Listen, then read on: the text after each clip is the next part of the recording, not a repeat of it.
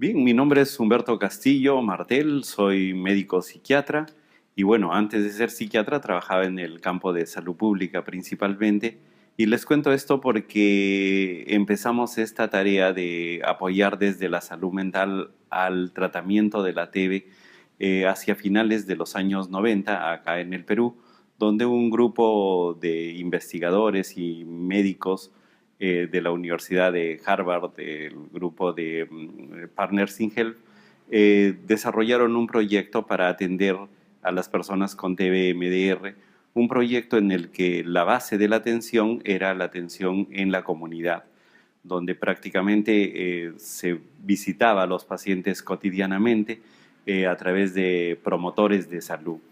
Tempranamente en el manejo de estos casos se empezó a llamar a la atención los temas de salud mental. Tal vez en primer lugar porque habían algunos efectos secundarios de algunas de las drogas, entre ellas la cicloserina, y que producía algunos efectos secundarios, entre ellos la psicosis. Sin embargo, se buscó una atención también integral del tema de salud mental y es ahí que fuimos desarrollando una experiencia importante con Annika Swidland, Julio Hacha y un grupo de psiquiatras, psicólogos, enfermeras, trabajadores sociales, ¿no? En lo que estuvo basado básicamente a través de grupos de autoayuda, pero que nos permitía estar muy en contacto con las personas afectadas de TB. Esa experiencia la tuvimos por varios años. Yo en lo personal atendí aproximadamente a 1000 personas, por lo menos, entre 1000 y 1500 personas que tenían TB y que tenían a la vez algún tipo de problemas emocionales. Los atendíamos, como dije hace un rato, en los grupos, pero también en el consultorio de psiquiatría, donde iban generalmente acompañadas del promotor, de la promotora, ¿no? Y ahí evaluábamos su situación mental, hacíamos un diagnóstico y hacíamos también un tratamiento. Emocionalmente me golpeó bastante. Emocionalmente golpeó a toda mi familia. Eh, Teníamos la autoestima muy baja. Año tras año, tras año, tras año, los problemas no pasaban. Yo recuerdo que cuando estábamos en la mesa decíamos con mis hermanas, ya el otro año será mejor. Pero no, el otro año moría un hermano. Ya el otro año será mejor. Pero no, al año siguiente moría otro hermano. Y ya al otro año será mejor, pasará. No, al año siguiente me enfermé yo. Ya al año siguiente será mejor. No, pero al año siguiente murió mi hermana. No había años de tranquilidad, no había años de paz. No había cuando esto tenía que acabarse. Nunca llegaba. Entonces nos deprimimos. Una depresión en familia bastante. El estigma social en la población que padece la enfermedad de la tuberculosis es muy marcada en ello, partiendo desde que somos seres humanos y somos personas que tienen que vivir con la sociedad, en una comunidad. Esta realidad no fuimos ajenos en aquellos años que tuvimos trabajando en la comunidad de Caraballo, pero se evidenció mucho en ello. Eran comunidades que venían de provincia, de otros lugares, en donde esperaban una aceptación social, en donde buscaban un espacio con quien compartir, porque ya no vivían con sus familias. Esto lacró mucho cuando llegó la tuberculosis en sus vidas, porque por aquellos años no había tratamiento para esta enfermedad. Y lo tengo que decir así, no había un tratamiento adecuado. ¿Por qué? Porque estas personas, la única alternativa que tenían era la profilaxis en sus casas. Y esa profilaxis era de por vida, que tenía que tomar medicamentos y nunca más volver a un centro de salud, porque lo único que les esperaba era la muerte. Ellos, poco a poco, el estigma les afectó, pero partió mucho de ellos también. ¿Por qué? Porque la primera regla es no contagies. Al no contagiar, aíslate, deja al otro. La gente, al enterarse de que en mi familia estaban muriendo varios hermanos por causa de la enfermedad. Entonces como que se alejaron un poco de nosotros. Y recuerdo que mi sobrina que vivía con nosotros nos contó que sus amigas le dijeron, que la mamá de sus amigas le dijeron que ya no se junten con ella, porque podría tener también TBC y contagiar a los pequeños, ¿no? Entonces sus amigas de ella se alejaron e incluso ya no querían pasar por nuestra casa, sino que se pasaban al otro lado, cruzaban, evitaban pasar por nuestra casa. Eh, y entiendo, era lógico, ¿no? Si estaban muriéndose, era por la enfermedad, y imagino que ellos tenían miedo a la enfermedad. El estigma puede ser visto de mil maneras. Yo tengo una experiencia en las casas, en las comunidades. Tengo la experiencia en los centros de salud.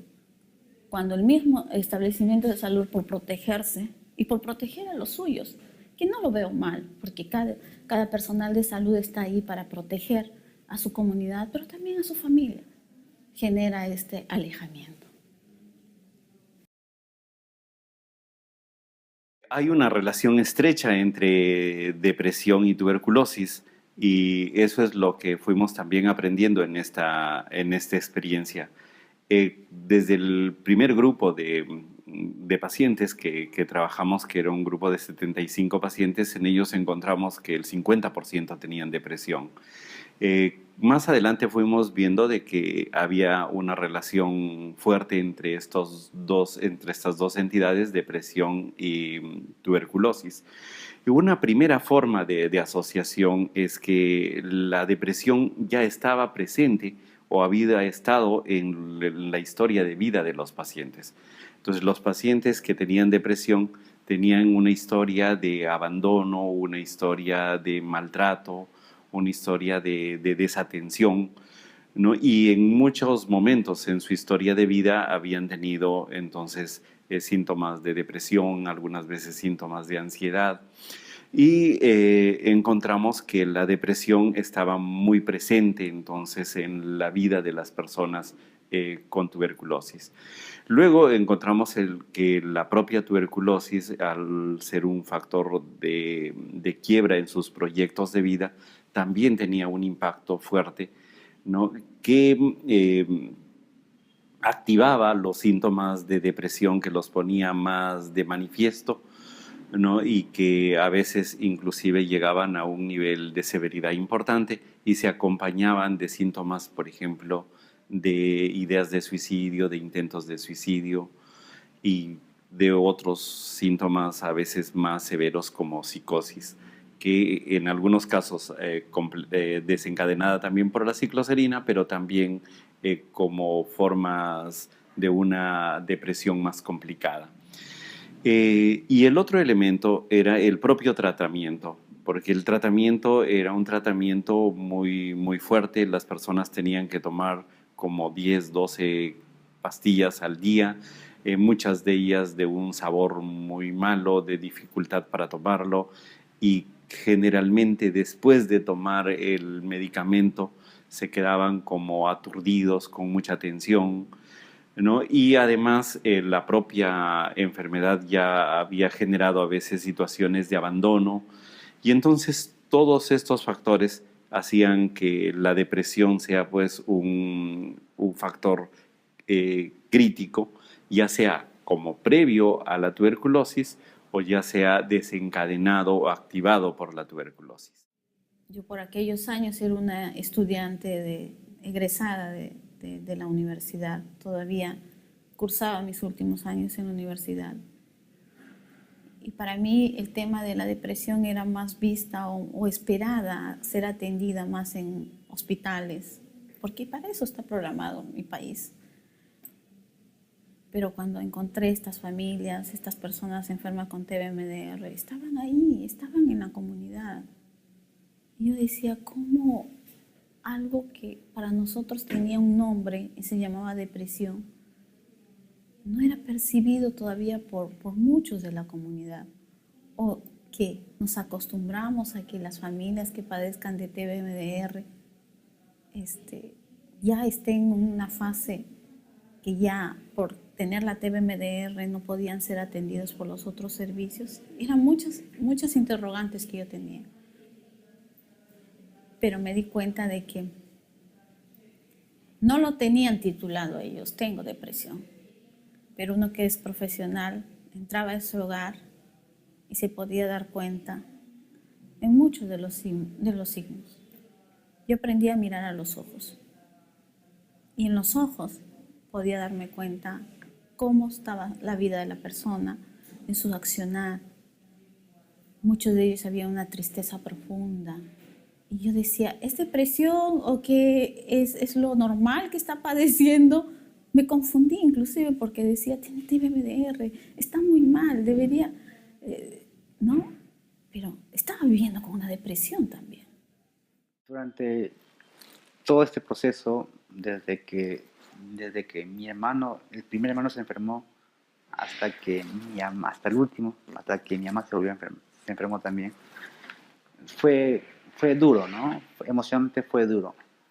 El primer año de tratamiento fue duro para mí, emocionalmente, mentalmente, y estaba deprimido, pero a pesar de eso podía movilizarme, a pesar de eso podía llevar mi vida aparentemente, pero ya llegó un punto, más o menos al año y 2 meses de tratamiento, que ya hasta ahí yo no sabía que era depresión, era una tristeza simplemente, era una impotencia, pero llegó un momento en que ya no podía más, y estaba yendo al hospital a tomar mi tratamiento, pero ya me sentía mal, pensaba mucho en mi mamá, pensaba mucho en mi papá, eh, les veía mal a ellos y les veía triste, les veía mal, entonces eso me causaba mucha tristeza a mí.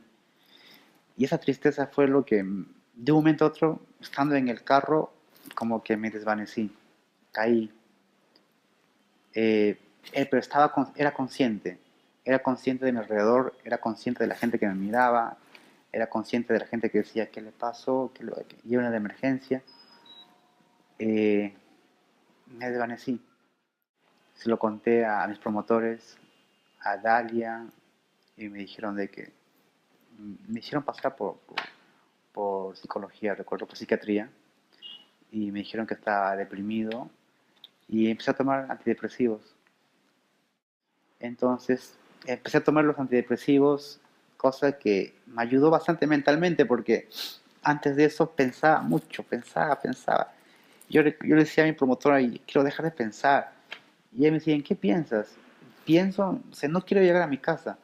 Porque cuando llego a mi casa veo a mi mamá triste, veo a mi papá triste, los veo tristes ellos y temo que ellos me vean mal a mí y se pongan mal ellos. Y no quiero llegar a mi casa, decía. Me decían, lo que pasa es que estás deprimido, ¿no? Tienes que ¿estás tomando los antidepresivos? Sí, los estoy tomando, me decía. Continúa, ya te vas a mejorar. Y tomaba, pero ¿cómo se llama? Hasta que poco a poco fui sintiéndome mejor.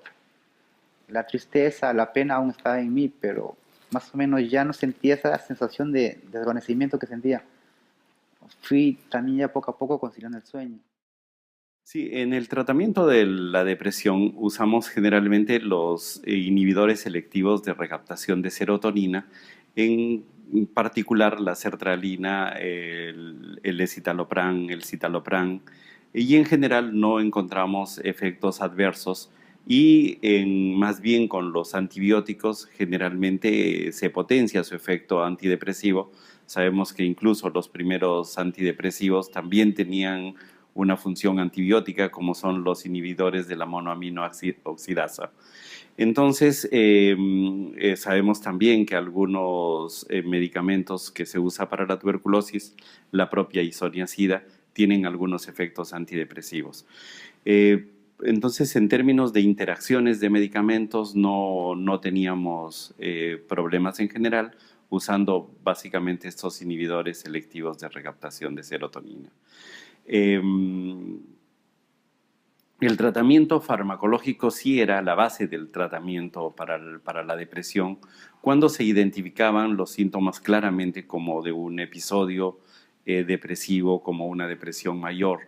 Pero en muchas ocasiones lo que teníamos básicamente era trastornos de adaptación con síntomas depresivos, o en ocasiones teníamos más bien reacciones situacionales depresivas, y había que diferenciar claramente si estábamos en un cuadro ya de episodio depresivo o de una depresión recurrente, o estábamos solamente ante conductas, manifestaciones, emociones de carácter depresivo, pero sin ser la enfermedad o el cuadro clínico característico. En estos casos, básicamente lo que usábamos era mecanismos de apoyo que generalmente daban resultado. Los grupos de terapia yo diría que fueron como principal herramienta, instrumento para el manejo de los temas de salud mental asociados a TB. Y acá a mí me parece que lo sustantivo de esto era la posibilidad de que se encontraran. O sea, el simple hecho de que personas que estaban viviendo una situación estigmatizada, diferente, que lo estaban viviendo como si fueran ellos los únicos, el hecho de que se encontraran con otros, eso tenía ya el efecto terapéutico que uno podría esperar, ¿no?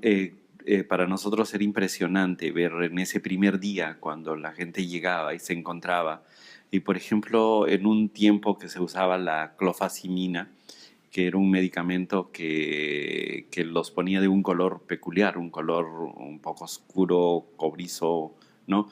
Pero un color peculiar, que las personas se sentían como muy singulares, muy diferentes del resto.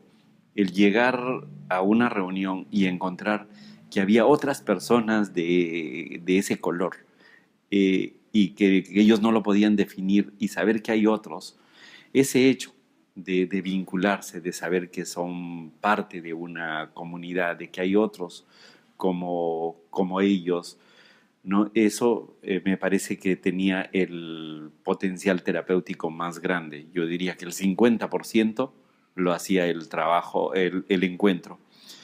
Entonces eso nos liberaba mucho del trabajo, porque hagamos lo que hiciéramos, esto iba a funcionar. Un día me llegó una invitación de socios para ir a una terapia de grupo, me dijeron. No sabía muy bien de qué se trataba eso. Y la cosa es que cuando fui, encontré a un grupito de personas como yo, del mismo color que yo, ¿no? Marroncitos, ¿no? Pero eran jóvenes, eran personas adultas, eran mamás, eran papás algunos. Y ahí estaba un psiquiatra, el doctor Hacha. Y entonces, cuando nos sentamos todos, él dijo de que estamos aquí porque queremos que ustedes digan lo que sienten, queremos que ustedes cuenten por lo que están pasando. Y entonces empezamos a hablar y me di cuenta de que lo que yo sentía también lo estaban sintiendo otras personas. Por lo que yo estaba pasando, también otras personas también lo pasaban. Y había casos mucho más complicados todavía, como el caso de una señora que tuvo que dejar a sus dos pequeños en un albergue para que ella tome su medicina, porque uno lo separaron por temor de que ella contagie a los pequeños, ¿no? Y fue abandonado por el papá de los niños. Entonces ella no podía ver a los pequeños y recuerdo que sufría bastante, lloraba bastante. Había otro caso también de que una señora había contagiado a su niño de 3 años, ¿no? Y yo recuerdo que era bonito porque también todos llorábamos, llorábamos, llorábamos. Cada persona que contaba su historia lloraba y cuando me tocaba a mí también hablaba y también lloraba por lo que estaba pasando. Después, cuando terminaba la terapia de grupo, nos sentíamos bien. Habíamos botado todo lo que llevábamos por dentro, por decirlo así, ¿no? Esa carga que teníamos por dentro, como que lo expresamos y quien lo escuchaba no se sorprendía. Quien lo escuchaba no te miraba raro, ¿no? Que era muy distinto contar a un amigo. Si yo le contaba a mi amigo, él me miraba así, ¿no? Sorprendido por lo que estaba pasando. Pero en una terapia de grupo, con personas por lo que pasaban, por lo mismo que yo, no se sorprendían ni te miraban raros, ¿no? Entonces me sentía cómoda ahí, hablar por lo que yo estaba pasando, porque las personas que estaban ahí también lo estaban pasando por lo mismo. Y entonces eso como que me ayudó bastante a mí, en lo personal. Sentí que no estaba solo, ¿no? Sentí que podía hablar de lo que estaba pasando con personas que no me iban a rechazar, no me iban a mirar raro, ni se iban a sorprender por lo que estaba pasando.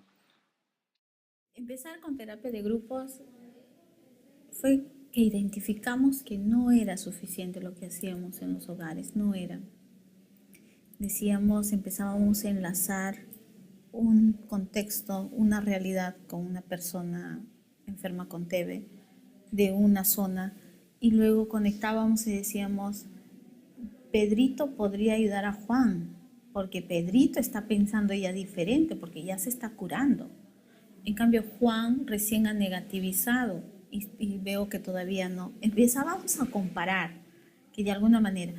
Y es allí donde surgen los grupos de terapias, ¿no? El punto era básicamente conversar. Entonces tratamos de simplificar el tema de las terapias, no aplicar mucha técnica, ¿no? Pensábamos que si la dejábamos un poco más espontáneas, podría permitir que se replique más y también nos fuimos dando cuenta que de esa forma era como más eficaz. Entonces, lo que les pedíamos fundamentalmente que las personas hablaran de lo que sienten. Entonces, la regla principal era decir, ¿qué siento? Yo siento esto, yo pienso esto, yo quiero esto. Que las personas partieran de ese yo. Y cuando las personas hablaban desde el yo, hablaban desde ellos, se podía establecer ya una comunicación empática. Eh, yo encuentro realmente que el rol que teníamos los terapeutas era menor. Empezábamos a fluir y a trabajar y ver el equilibrio del grupo, eso es lo que ayudaba mucho. Porque podías tener a alguien verborreico hablando todo el día, pero ¿cómo frenas eso? Eran estrategias. ¿Cómo al que menos habla haces que hable? No la profesional, sino el mismo grupo. El dinamismo es cuando el mismo grupo empieza a funcionar. Yo les podría decir de que el estado anímico es un indicador clave para decir cómo fue tu grupo. Porque muchos me entraban sin ni. Y tienes que ser muy observacional. Unos arrastrando los pies, otros desganados, ¿no? Y cuando salían dinámicos, hablando, poniéndose de acuerdo dónde se van a reunir. Y habían como grupos de redes que se apoyan entre ellos. Y es muy importante que cada uno de estos participantes tener claro de que se encuentran en fase de no contagiar. Ese es uno de los criterios que hay que tener cuidado. Que esté negativo y que no esté en una fase de contagio. Acá era muy importante la participación ya de personas que estaban como de alta o personas que habían pasado por el grupo para contar sus experiencias. En el marco de estos grupos también se celebraban los cumpleaños y entonces era como un grupo no tan, digamos, tan purista en términos técnicos de las psicoterapias, pero sí con mucha apertura, con mucha empatía y donde realmente se llegaba a enfrentar los problemas más críticos que iban viviendo las personas. Al inicio del tratamiento, cuando ya mis hermanos murieron y entonces yo quería conocer a alguien que ya había pasado por esto o que ya estaba sano, pero lamentablemente no había nadie todavía que ya había pasado por esto, que ya estaba sano. todos estábamos en los primeros meses. Entonces me alegré bastante cuando vi, bueno, yo estaba en el segundo mes de tratamiento y me alegró bastante cuando vi a un joven que ya estaba en el noveno mes, casi al décimo mes. Entonces, y no había muerto, ¿no? Porque ahí decíamos, ya tomo la pastilla y me moriré al segundo mes o al tercer mes, decía yo, porque eso había pasado con mis hermanos. Mis hermanos habían tomado la pastilla y al mes habían muerto. Entonces, ver a un joven que ya llevaba 10 meses en el tratamiento y aún estaba bien y estaba negativo, como que me llenó de muchas esperanzas, ¿no? Y deseaba conocer a alguien que ya había pasado por esto, pero no había. Eh, ya en las terapias grupales, más o menos cuando yo tenía año y medio de tratamiento, ya pude conocer personas que ya habían acabado el tratamiento, ¿no? Entonces eso me ayudó bastante. Dije, wow, ¿no? Si ellos pudieron pasar por esto, yo también lo podré. Alguien de alta y le hable y le cuente todo lo que está haciendo, wow, eso era como animar, no se imaginan cómo. No hay palabra que pueda animar, motivar al otro que no sea de su mismo par. Eso es así, o sea, lo aprendimos así. Por más que yo le haya estado diciendo por meses todo lo que va a lograr, no marcó el impacto, no se imaginan que cuando él lo dijo, cambió, se planificó, hizo otras cosas, ¿no? Y ahí aprendimos que las personas con alta tienen que participar. También aprendimos que no están solos, viven con la familia. Entonces tenemos las personas problemáticas en la familia y las personas que no son las problemáticas. También hay que invitarles para que conozcan que hay otras personas enfermas y cómo se comporta esta tuberculosis en la comunidad y cómo ellos pueden superar poco a poco.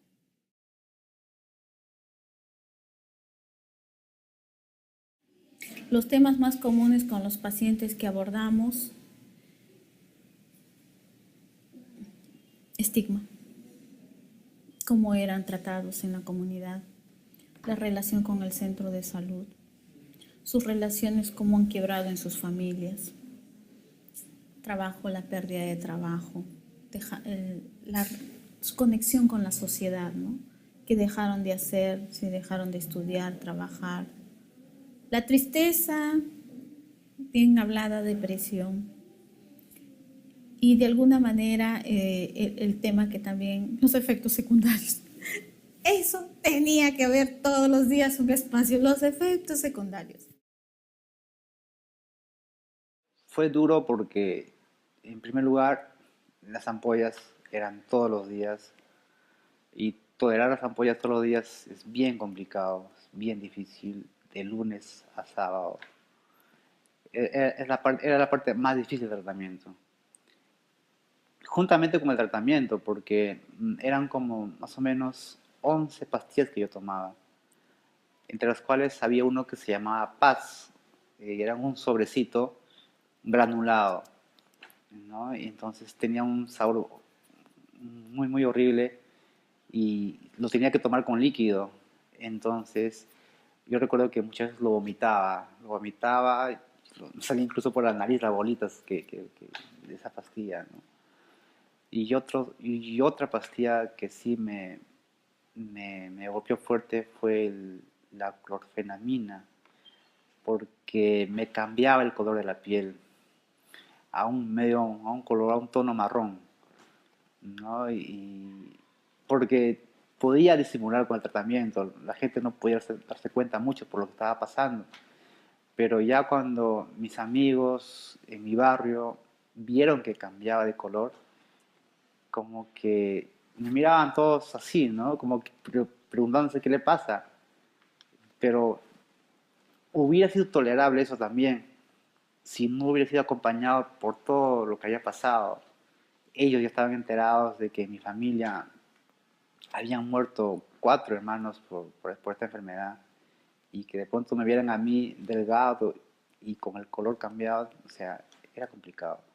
Me sentía mal, me miraban raro, ¿no? O sea, ¿qué tiene? Así me miraban. Entonces sí, me afectó bastante, ¿no? ¿No? Pero como el mismo grupo dinamizaba esto del efecto secundario hasta era como bromista sobre el tema y todo, y la persona que venía toda desmoralizada iba mejor motivada, ¿no? ¿Cómo ayudar a superar a sus compañeros esto? No podía dormir por las noches, no podía dormir por las noches, estaba despierto a las 3, 4, 5, no podía dormir. Yo recuerdo que tenía un gato, el gato dormía conmigo, y yo cuando le miraba al gato, el gato estaba durmiendo rico, y yo decía, no, despierta, si yo no duermo, tú tampoco vas a dormir, le decía, y despertaba, acompáñame, le decía, ¿no? Y veía que esto no solo era en mí, sino también pasaba en otros pacientes, porque cuando iba al hospital nos encontrábamos con varios pacientes ahí que también estaban yendo a tomar su tratamiento. Conversábamos y también nos contábamos qué era lo que sentíamos, qué era lo que estábamos pasando, y también sabía que ellos también no podían dormir, ¿no? Y también, entonces me dieron una pastillita para dormir. Al principio yo no quería tomar la pastilla, decía, no, me voy a hacer dependiente de la pastilla, no, yo quiero dormir así normal, no, yo no quiero tomar la pastilla, pero lo tuve que tomar porque ya no, tenía una sensación de desesperación, una sensación de amargura. Entonces, cuando tomé la loperamida, loramida que se llamaba, sentí una sensación de relajo, sentí una sensación de adormecimiento que sí me llevó al sueño, ¿no? Fue muy linda la relación con los promotores. Prácticamente se convirtieron en mi familia también. Marlene, que era mi promotora, era muy paciente. Y yo, para tomar una pastillita, me demoraba 5 minutos, 6 minutos. Y eran como 8 pastillas. Y decía Marlene, disculpa, y ella me decía, Yolito, no te preocupes, tómate tu tiempo. Y yo recuerdo que ella venía con su hijita, porque tiene una niña pequeña, y ya para que, y hacía sus tareas en la casa, mientras yo tomaba la pastilla, porque cada pastilla me demoraba en tomar 5 minutos. Y no era exageración porque era horrible. Sentía, la primera pastilla que lo tomaba, sentía que no pasaba, sentía que se quedaba acá nada más. Entonces yo esperaba que esto bajara, pero nada, ahí quedaba. Entonces era complicado, pero gracias a Dios, gracias a ella, a su paciencia, a su amor también, a su entrega, era que está ahí presente, ¿no? Entonces me esperaba, me distraía, me decía, Yuelito, no pienses en la pastilla. A ver, te voy a contar una historia ya. Y me contaba lo que había hecho en el trabajo, me contaba su hija lo que estaba estudiando. Entonces, para distraerme y así yo tomar la pastilla. Fue muy linda mi relación con ella, muy linda mi relación con los doctores, con los promotores. Sí, las ideas de suicidio, las ideas de para qué seguir viviendo, ya no quiero vivir más, que termine todo esto, eran en realidad muy comunes, ¿no? Sin embargo, la gran mayoría de ellas obedecían, entendemos, a las circunstancias muy duras del tratamiento, a las circunstancias muy duras de la enfermedad, de la discriminación, de las pérdidas que habían tenido. Y entonces era muy frecuente estas expresiones de quiero que termine todo, ya no voy a poder seguir, hasta acá llegué, gracias por todo, pero ya yo no puedo más. Eran expresiones comunes en nuestros pacientes. Estas las manejábamos principalmente en los grupos de terapia porque esto, digamos, al escuchar que otra persona estaba pensando, sintiendo lo mismo, que había vivido situaciones similares y que muchos de ellos estaban saliendo adelante, entonces esto les daba fuerza para seguir en la lucha y se convertía ya en un asunto de salir adelante, vamos a ganar a la tuberculosis, esto no nos va a derrotar, esto nos va a hacer más fuertes.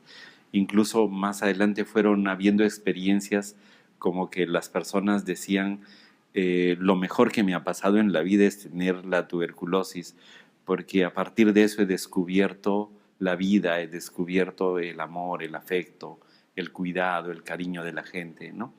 Y todo eso hacía que las personas vayan pasando de estas ideas de morir, de estas ideas incluso de suicidarse.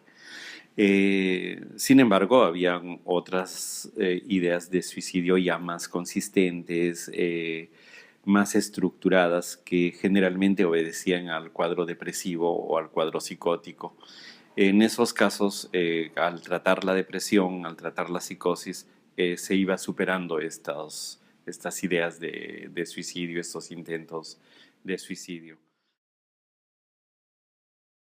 Uno de los principales problemas de efectos secundarios del tratamiento de la tuberculosis en la salud mental o en la psiquiatría es la psicosis. De repente este es uno de los problemas más críticos, es uno de los problemas en los que nos sorprende más y generalmente está asociado al uso de la cicloserina. Como sabemos, la cicloserina es un agonista parcial del N-metildiaspartato, es decir, es también, a la vez que es un antibiótico, es también un psicofármaco. Solamente que como psicofármaco es un psicofármaco antiguo que generalmente se usaba en el tratamiento de síntomas negativos de la esquizofrenia, alguna vez lo intentaron en el trastorno de estrés postraumático y en otros, incluso en trastornos obsesivos, pero la dosis en la que se usaba este medicamento era entre 50 y 100 miligramos. Como antibiótico, la cicloserina se usa entre 1000, 1500 y en algunas ocasiones un poco más. Y entonces este medicamento, este antibiótico y psicofármaco a la vez, producía algunos síntomas que luego encontramos que eran síntomas psicóticos. Y era una psicosis peculiar porque era una psicosis básicamente con síntomas, con alucinaciones, por ejemplo, visuales y senestopáticas, más que alucinaciones auditivas. Llamaba la atención porque era una psicosis de curso rápido y en realidad al principio se presentaba con una frecuencia importante, alrededor del 10% de los casos en nuestro primer estudio, en el estudio de los 75 primeros casos de TB, tenían psicosis. Fue interesante porque fuimos aprendiendo a tratar esto, fuimos aprendiendo a diagnosticar y a tratar. Tanto los psiquiatras como los profesionales de salud y cuanto los promotores. Con el correr del tiempo nos fuimos dando cuenta de que antes de llegar al estado psicótico se pasaba por etapas previas. Había, por ejemplo, una etapa en la que había cambios básicamente de tipo emocional, luego había algunos déficits cognitivos, y luego empezaban ya estas delusiones y terminaba con el cuadro ya más alucinatorio. Al principio empezamos a tratarlo con los antipsicóticos, preferíamos de hecho los antipsicóticos atípicos, pero aún así nos dimos cuenta de que eran pacientes como muy sensibles a dosis altas de los antipsicóticos y entonces tratábamos de manejar siempre dosis mínimas, dosis bajas y ajustando el tratamiento, o sea, reduciendo la cantidad de cicloserina, lográbamos un buen control de este cuadro. En ocasiones, sí, el cuadro era muy difícil, se tornaba excesivo, los síntomas muy fuertes, no remitían con facilidad y en ocasiones teníamos que llegar incluso a una hospitalización. Pero la mayoría sí remitían a bajas dosis. Generalmente usábamos la risperidona en dosis de 2 miligramos y con eso era generalmente suficiente. Lo que ocurrió también es que los promotores fueron aprendiendo a detectarlo más tempranamente y más tempranamente nos llevaban al consultorio y podíamos ya empezar el tratamiento, incluso al principio cuando se presentaban con síntomas más emocionales, usábamos algunos sintomáticos, ansiolíticos, reducíamos la tensión y lo que hacíamos es disminuir la dosis, buscar que se disminuya la dosis de cicloserina hasta donde era posible, y esto implicaba un trabajo muy coordinado con el neumólogo, con el infectólogo, para lograr que se reemplazara con otros antibióticos y se empezaba a reducir entonces los síntomas y tenía un mejor pronóstico.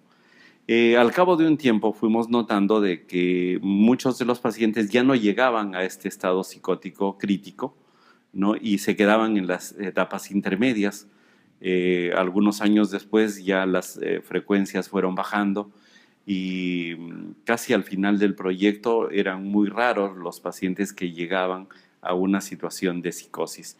En la mayoría de casos se detectaba tempranamente y se trataba oportunamente, y ya no desarrollaban el cuadro completo de la psicosis. Fue una lección importante porque también nos enseñó un poco sobre el proceso de la propia esquizofrenia, ¿no? Y también nos enseñó de que cómo los promotores participan activamente en este proceso de cuidar a las personas, y se va trabajando en conjunto con el equipo médico y el equipo de salud mental, en conjunto con el equipo que maneja la parte infecciosa, se puede lograr grandes avances. Las personas que padecen de tuberculosis multidrogoresistente, si bien es cierto, hay medicamentos como la cicloserina que va de alguna manera a exacerbar los aspectos emocionales, les va como a incrementar estos síntomas que ya por sí a veces manejan o vienen trayendo. Sí hemos tenido casos en los que por el medicamento, hemos tenido algunos casos, pero causados por el medicamento, y que estos en alguna manera tú te dabas cuenta porque estaban viviendo un mundo irreal. Ya no era la persona con la que empezaste el tratamiento y ciertas conductas en las que tú podías pensar que está dentro de lo normal. Pero también aprendimos de que no existe la normalidad, sino que hay una variedad de personalidades y seres humanos que hay que aprender a vivir con ellos. Entonces, no porque seas de un tipo de personalidad y que yo no esté de acuerdo, voy a decir estás un poco mal de la cabeza, sino que aprendimos de que esta variedad a conocer desde una base. Porque tú te dabas cuenta y decías, esta persona tiene algo de un desequilibrio mental, podríamos decirlo, que necesita alguna atención médica, y sabíamos que con la cicloserina esto iba a disparar. Y de esos casos sí hemos tenido, ¿no? Entonces, sí se ha necesitado en algunos antipsicóticos poder dar tratamientos. Y te tengo que comentar que así también como en varones hemos tenido y mujeres, y había personalidades en las que tú también te sorprendías porque decías, era tan callada, era tan hipactiva, ¿qué le pasó? Y analizábamos y decías, wow, mira, con 500, con 250 de cicloserina, ¿cómo reacciona, ¿no? Entonces sí, había momentos en los que o estaban muy catatónicos o estaban muy hiperactivos o ya veías tus conductas en las que no estaban cuadradas dentro de lo normal, de su normalidad, digamos. Y sí, teníamos que comunicarnos inmediatamente con el médico, ¿no? Teníamos que informar al psiquiatra de lo que estaba sucediendo y teníamos que informar al neumólogo de lo que estaba pasando, porque acá tenía que haber una comunicación entre ellos para tomar una decisión. Probar otra medicina, suspenderlo o mantenerlo con un antipsicótico, ¿no? Entonces lo manteníamos a veces el medicamento, la dosis con un antipsicótico y podía superar y estar muy bien. Pero había casos en los que sí se ha tenido que suspender alguna vez porque ya era incontrolable y teníamos que ver la manera de cómo pacificarla, estabilizarla, y muchas veces llevarlo de emergencia, estabilizarla. pero por aquellos años un caso de TBMDR ingresado por emergencia y que se enteren el diagnóstico te daban de alta, así. Y obviamente lo que hacíamos es estabilizarla, que esté más tranquila y traerlo. Recurríamos a todo un sistema porque nosotros trabajamos en un sistema comunitario. Entonces, luego nos conectábamos con el sistema del Estado y era evaluada la paciente o el paciente, estabilizaban al paciente y regresábamos a la casa. Y teníamos que tener un monitoreo más fino con respecto al tratamiento. Sí, en algún momento se ha tenido la oportunidad también de darnos cuenta que sí tenía un problema de psicosis sin tratamiento. Entonces, en este proceso nosotros hemos aprendido que también estas personalidades equilibradas, bien, pero cuando hay un desequilibrio hay que tener una buena evaluación. Por eso que nosotros evaluábamos antes de que inicie cualquier tipo de tratamiento, evaluábamos el estado de otorrino para saber cómo está, evaluábamos el estado psicológico, psiquiátrico para saber cómo está empezando. Entonces siempre nuestro punto de partida era, sí, ya tenía cierta conducta, ¿no? O sea, pero eso es muy importante trabajar en equipo. El evaluar un basal, conocer a la persona y para poder administrar estos medicamentos como la cicloserina y antipsicóticos que puedan estabilizarlo. Pero no es como un impedimento para que tengan oportunidad de curar la TBMDR. Se puede curar la TBMDR en personas así. Sí, esta experiencia de trabajar con la tuberculosis, de acercar la psiquiatría a la tuberculosis, fue una experiencia realmente muy importante, que tuvo sus algunas cosas, ¿no? Algunas cosas también que es importante mencionarlo.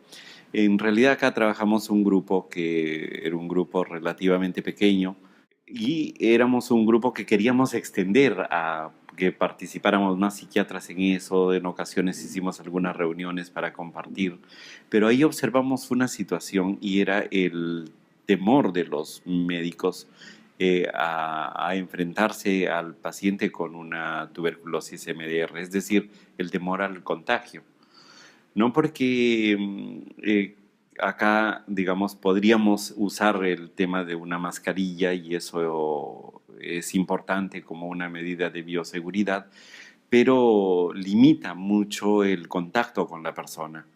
O sea, limita mucho el establecimiento del vínculo, que en el caso de la psiquiatría y de la salud mental es fundamental. O sea, es muy difícil que uno siquiera pueda hacer un diagnóstico, menos una intervención apropiada, si no se establece un buen vínculo. Y para establecer el buen vínculo es muy importante ese cara a cara, esa confianza. Sí, de hecho, no, tomábamos medidas y la medida principal era la cortina de aire, ¿no?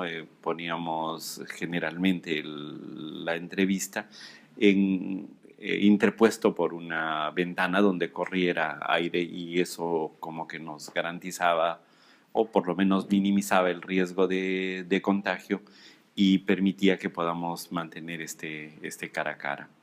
Eso fue un aspecto que me parece importante a resaltar. Y el otro aspecto es algo que tiene que ver un poco con el compromiso, ¿no? Yo creo que la historia de vida de las personas que sufren de TB y de TBMDR es una historia muy profunda.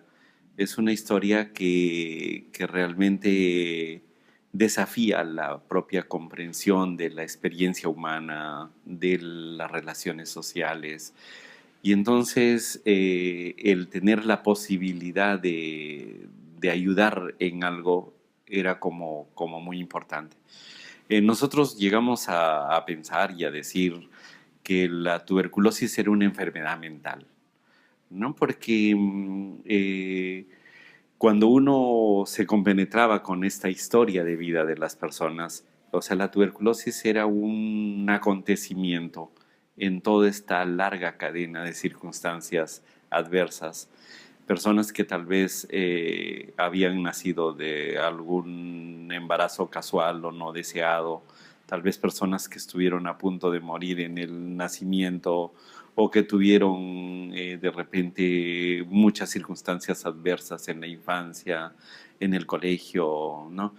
Eh, y es como que la tuberculosis parecía en algunas ocasiones como la consecuencia lógica de todas estas series de abandonos, de circunstancias adversas. Pero también la tuberculosis a veces, y creo que ahí es importante destacar que representó el punto de quiebre para muchas personas.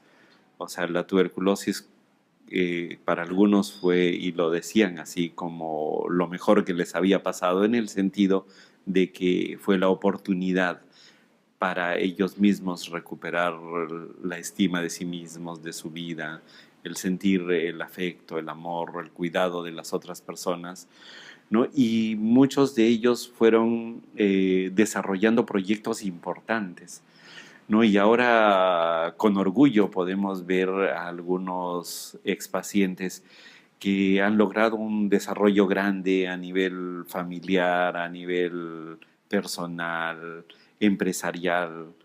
Yo aún recibo algunos pacientes de cuando en cuando que alguna vez estuvieron en este trance y ver cómo han desarrollado, cómo han crecido emocionalmente, hasta económicamente, realmente es algo grandioso que da sentido a toda esta experiencia de varios años en este trabajo de la psiquiatría y la tuberculosis.